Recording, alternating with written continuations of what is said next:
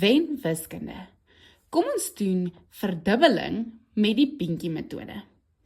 As ons 14 het, moet ons dit dan opdeel in 10e en 1e. So hierdie is ons 10e en ons skryf ons 10e aan hierdie kant. En die 4 is ons 1e. En ons gaan die 1e aan hierdie kant skryf. Wat is dubbel 10?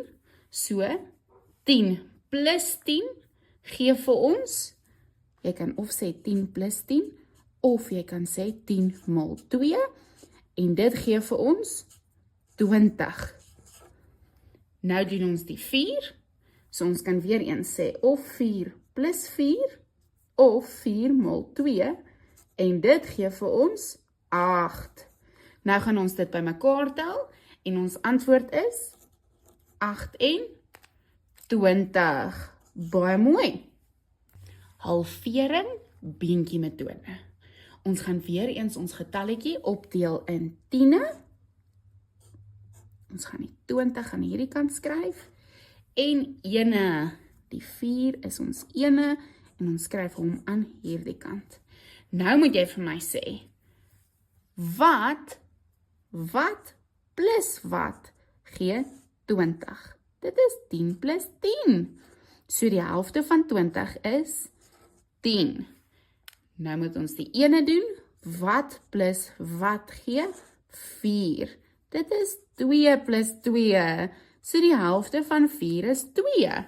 Nou tel ons 10 en 2 by mekaar, dan kry ons 12.